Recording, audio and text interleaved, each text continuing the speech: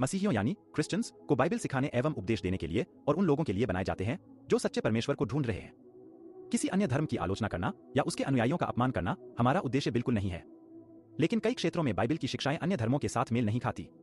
इसलिए अगर किसी को बाइबल की शिक्षाओं से ठेस पहुंचती हो तो कृपया हमारे वीडियो न देखें। जब परमेश्वर कहता है तब परमेश्वर उसे कहता है कि हे मूर्ख, आज रात मैं तेरा प्राण ले लूंगा, तो ये धन किसका होगा? इसलिए जब बात परमेश्वर को देने की हो तो हमें कंजूस नहीं बनना चाहिए। हम कदापि कंजूस नहीं बन सकते, क्योंकि जब आप परमेश्वर के राज्य के लिए देने से इनकार करते हो तब परमेश्वर को ना देना उससे प्रेरणा देता है कि वो आपसे वो सब कुछ ले ले जो उसने आपको दिया है। हेलो, समझ रहे हैं आप? कुछ लोगों को परमेश्वर ने बहुत कुछ दिया है, और जब आप परमेश्वर को देने से इनकार करते हो तो इससे परमेश्वर को प्रेरणा मिलती है कि जो उसने आपको दिया है वो आपसे ले ले और किसी और को दे। मालूम है, यीशु ने तोड़ों का दृष्टांत दिया। 3 दास थे, एक धनवान ने उनको कुछ तोड़े बांट के दिए। पहले को उसने 5 दिया, दूसरे को 2 दिया, और आखिर में जो था उसको कितना दिया? और वो उनको तोड़े देखकर दूर देश चला गया, कहा जाओ इसका उपयोग करो और मैं आने के बाद मुझे घाटा नहीं, मुझे लाभ चाहिए, मुझे फायदा चाहिए।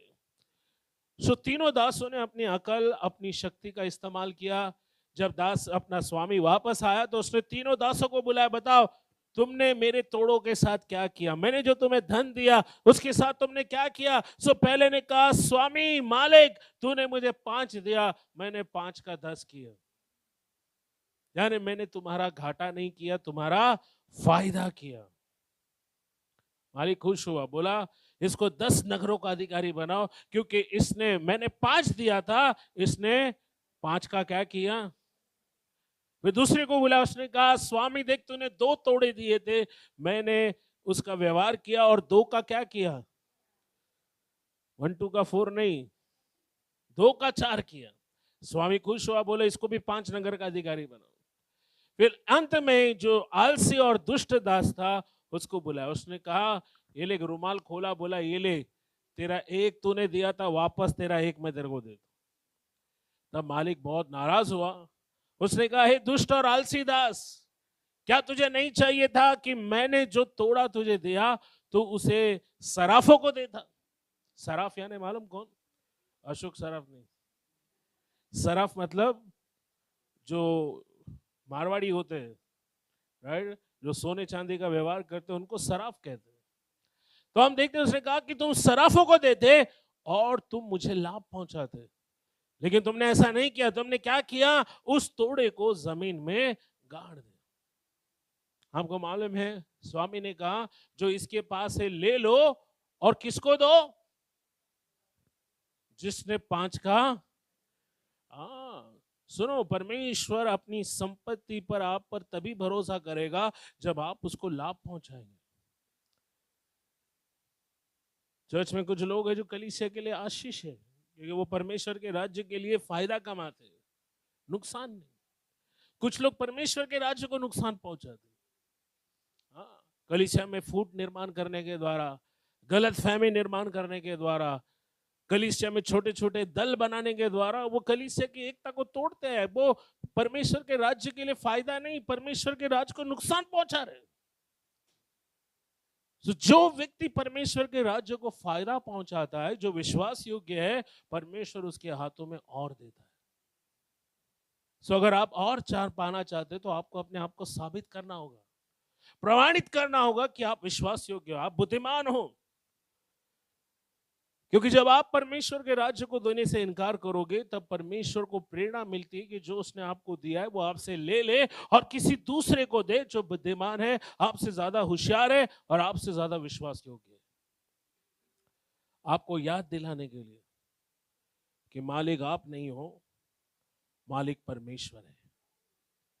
जो बच्चे परमेश्वर ने आपको दे वो आपके नहीं है, परमेश्वर आपसे उसका हिसाब लेगा।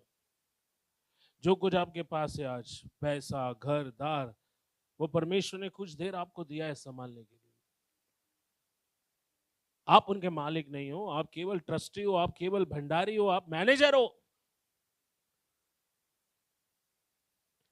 जब आप परमेश्वर की सेवा के लिए देते हो तब आपको और अधिक धन देने में परमेश्वर को कोई दिक्कत नहीं आती है, क्योंकि वो आप पर भरोसा कर सकता है, क्योंकि वो जानता है कि आप देने वाले व्यक्ति हो, आप अपने हाथ पीछे नहीं लोगे।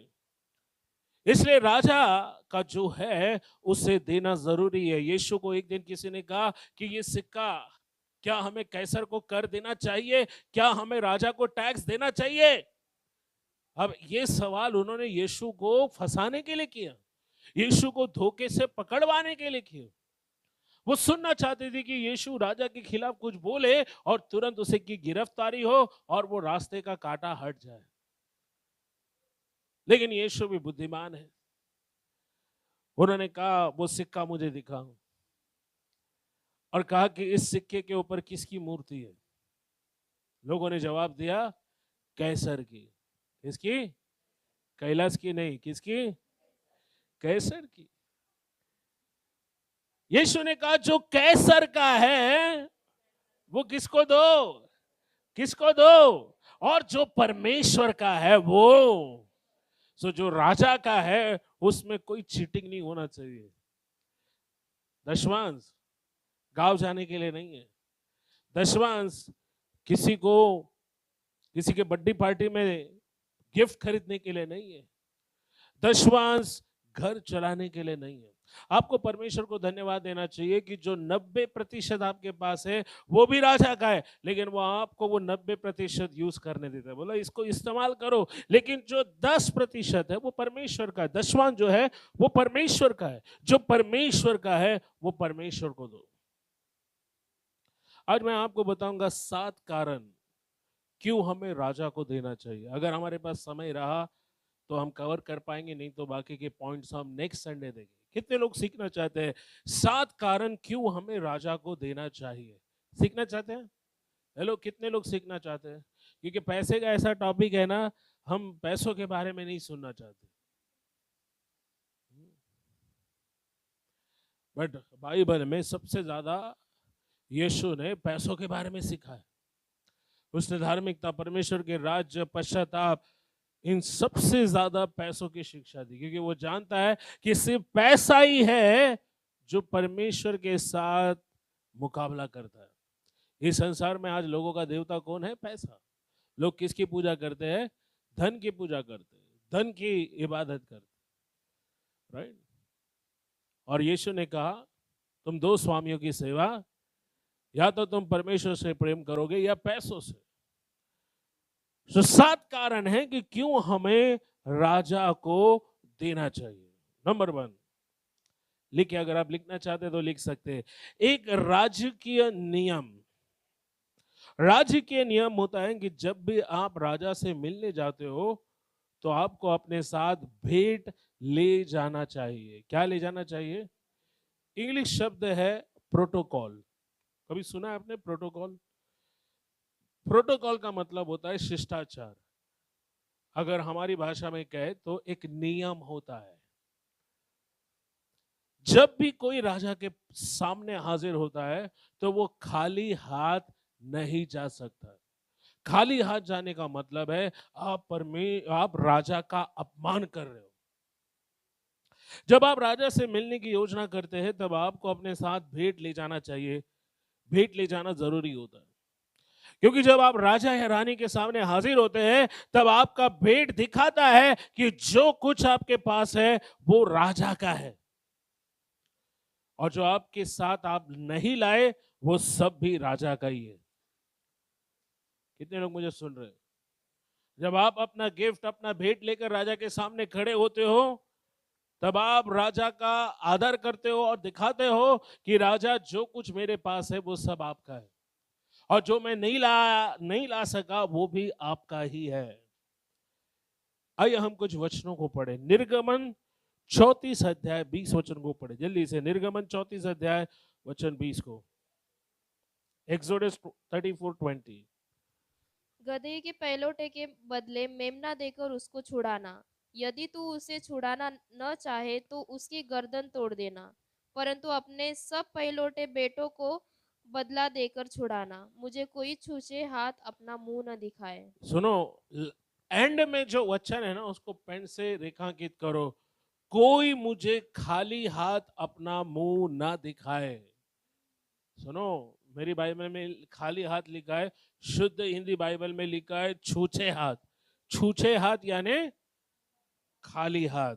ओके, ये बात सच है कि हम खाली हाथ आए और खाली हाथ, लेकिन ये उतना ही सच है कि परमेश्वर के सामने कभी भी खाली हाथ मत आओ। अपने बाजू वाले को बोलो, परमेश्वर को खाली हाथ मुंह मत दिखाओ। यस, ये मैं नहीं, आपके वचन में लिखा है। लिखा है, क्या लिखा है कि परमेश्वर खुद बोलता है कि कोई भी मुझे खाली हाथ अपना मुंह। हेलो, सो जब भी आप परमेश्वर राजाओं के राजा के सामने आते हैं, आपके हाथ में क्या होना चाहिए? गिफ्ट होना चाहिए, भेंट होना चाहिए। राजा से मिलना है तो क्या करना पड़ेगा? क्या लेके जाना पड़ेगा? क्या लेके जाना पड़ेगा? फिर से एक बार पूछ रहा हूं, क्या लेके जाना पड़ेगा? भेंट, गिफ्ट। क्यों? आगे और एक वचन पढ़ेंगे, नीति वचन 18:16। नीति वचन 18 अध्याय, प्रोवर्ब्स 18:16, नीति वचन 18 अध्याय वचन 16। जल्दी पढ़िए। भेंट मनुष्य के लिए मार्ग खोल देती है। भेंट, हेलो सुनो, यहां पर अगर आपका काम कोई नहीं कर रहा है, काम करवाना है, तो साथ में क्या लेके जाओ? बाइबल क्या लिखा है? क्या कहता है? तुम्हारा भेंट मनुष्य के लिए मार्ग खोल देती है। दरवाजा खोलेगा। सुनो, कई लोग आगे जीवन में नहीं जा पाए, मालूम क्यों?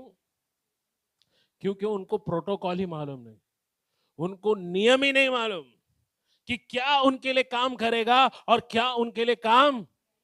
हेलो, मैनेजर से छुट्टी चाहिए, मैनेजर का को क्या पसंद है जरा मालूम करो। देखो, पेरेंट्स लोग बहुत होशियार है। बच्चे को पास करवाना है, टीचर को क्या पसंद है डब्बे में पैक करके लेके, टीचर हैप्पी टीचर्स डे। आप उसको घूस बोल सकते, रिश्वत बोल सकते हैं? नहीं, रिश्वत नहीं, ये प्यार है। सुनो, आपका भेंट आपके लिए दरवाजा खोलेगा। हेलो, अगर किसी से काम करवाना है तो पहला देखो उसको क्या चाहिए, क्या पसंद है। बाइबल कहती तुम्हारा गिफ्ट, तुम्हारा तोहफा तुम्हारे लिए क्या करेगा? तुम्हारे लिए क्या खोलेगा? जाओ मुंह मीठा करो, देखो क्या पसंद है। उनकी मनपसंद चीज उनको मिल जाए तो वो तुम्हारा काम क्या करेंगे? तो तुम्हारा गिफ्ट, तुम्हारा भेंट तुम्हारे लिए क्या करेगा? दरवाजा। हाँ, आगे। और उसे बड़े लोगों के सामने पहुंचाते हैं। हेलो, देखो वचन में क्या लिखा है, कुछ लोगों ने नहीं सुना। सिर्फ तुम्हारा काम ही नहीं होएगा। हेलो, अरे बाबा, बड़ा होना है, बड़े लोगों से मिलना है, क्या बड़े लोगों के सामने क्या लेकर जाएगा? हाँ, कौन क्या पहुंचाएगा तुमको बड़े लोगों के पास? तुम्हारा गिफ्ट, तुम्हारा भेंट। सो अगर बड़े लोगों के साथ बैठना उठना है तो क्या करना पड़ेगा? उतना ही बड़ा गिफ्ट। मैं, मेरे दो पास्टर्स मित्र, जब हम इस बॉलीवुड अभिनेता के घर जा रहे थे तो एक रात पहले हमने सारा प्रोटोकॉल समझ लिया। हमने कहा इतना बड़ा पूरा भारत, पूरे वर्ल्ड में उसको लोग जानते हैं, भारत का नंबर 1 कॉमेडियन, खाली हाथ जाएंगे? लेकिन यहां मैं आपको ये बात क्यों बता रहा हूं, क्योंकि हमें सीखना पड़ेगा। अगर हम बड़े लोगों के बीच बैठना चाहते हैं तो कुछ प्रोटोकॉल्स है, शिष्टाचार है, उसको समझना पड़ेगा। आपका गिफ्ट दिखाता है कि सामने वाला व्यक्ति आपके लिए कितना महत्वपूर्ण है, कितना महत्वपूर्ण है। सो एक राज्य के नियम होता है, जब आप राजा के सामने जाते हो तो खाली हाथ मत जाओ। परमेश्वर कहता है कि खाली हाथ मुझे मुंह मत दिखाओ। और एक वचन हम पढ़ेंगे, यूहन्ना 4 अध्याय 10 में लिखा है, कोई भी, देखो परमेश्वर का वरदान, वो स्त्री जो पानी भरने के लिए आई, यीशु ने कहा भला होता कि तुझे मालूम होता परमेश्वर का वरदान, गिफ्ट। देखो, पढ़ो पढ़ो, यूहन्ना 4 अध्याय 10 वचन। यीशु ने उत्तर दिया, यीशु ने उत्तर दिया, यदि तू परमेश्वर के वरदान को हाँ, जानती यदि तू परमेश्वर के वरदान, वरदान को इंग्लिश में क्या बोलते हैं मालूम है? गिफ्ट, भेंट। यदि तू परमेश्वर की भेंट को जानती, और यह भी जानती कि वह कौन है जो तुझसे कहता है, हाँ मुझे पानी पिला, तो तू उससे मांगती और वह तुझे जीवन का जल देता। हाँ, अगर तुझे पता होता है कि जो तुझसे मांग रहा है वो कौन है, तो तू उसे जीवन का जल मांगती और वो तुझे जीवन का जल देता। सुनो, राजा के सामने जब भी आप आते हैं तो आपको भेंट देना चाहिए। दूसरा कारण, 7 कारण हम सीख रहे, मुझे लगता है अभी ये सिर्फ लास्ट वाला ही हम सीख सकते हैं, बाकी के 5 हम आने वाले हफ्ते सीखेंगे। नंबर 2, लिखना है तो लिखिए, आपका भेंट राजा को शोभा दिया जाने वाला होना चाहिए। हेलो, समझ में आ रहा है? आपका भेंट क्या होना चाहिए? यानी आपका भेंट ऐसा होना चाहिए जो राजा को शोभा दे, या जो राजा के टक्कर का हो। हेलो, यानी आप जब आप राजा के सामने जाते हैं तो कुछ भी घटिया माल लेकर, ओके, आप नहीं जा सकते। कुछ भी सस्ता, कुछ भी चीप। 100 रुपए की घड़ी मालूम रास्ते पे भी मिलती है, और आपको मालूम रैडो, रोलेक्स कितनी महंगी है? हाँ,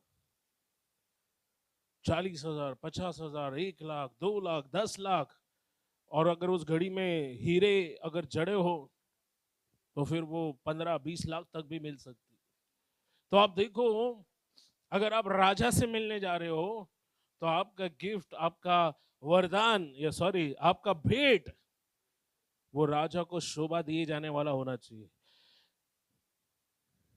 जब भी हम कोई सस्ता या घटिया भेंट ले जाते हैं, तब हम कहते हैं कि राजा, तेरी हैसियत मेरी नजरों में बस इतनी है। बट देखो, कुछ चीजें हम लोगों को सिखाते हैं ताकि आप और आपका घराना आशीष पाए। अभिषेक लोग जब आपके घर आते हैं, आपके घर का पूरा होशो आवाज, माहौल बदल सकता है। आपके घर में आशीष आ सकती है, आपके घर में अंधकार के बंधन टूटते हैं। जब प्रभु का सेवक आपके लिए प्रार्थना करता है, बड़ी बड़ी बीमारियां चंगी होती है। उनका आदर कैसे करना है लोगों को, अविश्वासी से जाकर सीखो तुम लोग। अविश्वासी लोग किस प्रकार से, मालूम है, उनके कुछ गुरु वगैरह आते हैं, उनका पैर धोते, पूरा जिस जिस गली से वो आते हैं वहां पर पूरा फूल बिल डालते हैं, मालूम, फटाकड़ी फोड़ते हैं। देखो, अविश्वासी लोगों को पता है कैसे आदर करना है। इसलिए यीशु ने कहा कि जो ज्योति की संतान है उनमें समझ कम है। संसार के लोगों को बहुत ज्यादा मालूम है, वो ज्यादा समझदार है। मालूम है क्यों? उनको दुनियादारी पता है, चीजें कैसे काम करती है उनको मालूम है। और यहां जब पास्टर कोई सिद्धांत आपको सिखाता है, हमारा घटिया दिमाग क्या कहता है मालूम? हाँ, पास्टर को हमसे कुछ चाहिए। हेलो, विधवा स्त्री के घर में जब एलिया भविष्यवक्ता गया, वो आखिरी निवाला खा रही थी। उसने कहा इसके बाद हम मर जाएंगे, मैं मेरा बेटा मर जाएंगे। उसके पास ऑप्शन था। प्रभु का सेवक उसके घर आया है, उसने कहा जा पानी लेकर आ। और जब वो पानी लेने को गई, उसने कहा एक काम कर, आते आते साथ में थोड़ा सी रोटी भी लेकर आ। उसने कहा तेरे परमेश्वर की सौगंध, मेरे घर में सिर्फ मुट्ठी भर आटा है और अब इसको खा के हम मरने वाले, क्योंकि कहीं पर भोजन कुछ नहीं है, आखिरी नहीं वाला, आधा रोटी बेटा, आधा रोटी मैं खाऊंगी। बट उसमें तीसरा प्रभु का सेवक भी आ गया और वो कह रहा है कि रोटी क्या करो? वो बोलता है जा, मैं जैसे बोलता हूं वैसे कर जा। उसने ये नहीं बोला तेरे घर में आटे की फैक्ट्री लगेगी, तेल की फैक्ट्री लगेगी, कुछ नहीं बोला, बोला सिर्फ जा, जो मैं बोलता हूं। वो स्त्री बुद्धिमान थी और उसने एलिया के सामने वो रोटी बना के उसको दी। सोचो रोटी देते समय कितने रोती रहेगी। हाँ, कि आखिरी ये भी हमारे मुंह में नहीं गया। ये भी प्रभु का सेवक। देखो आज प्रभु के सेवकों को बदनाम किया जा रहा है। ऑनलाइन सोशल मीडिया पर लोग रील्स बना रहे हैं कि पास्टर्स दशवंश के बारे में प्रचार कर रहे हैं क्योंकि पास्टर्स को आपके पैसे चाहिए। इसलिए मैं बोलता हूं ऑनलाइन सोशल मीडिया में हर एक को फॉलो मत करो, क्योंकि वहां सच्चाई सिखाई नहीं जाती है, आत्मिक सिद्धांत है। जो तुम बोएंगे वही तुम काटोगे।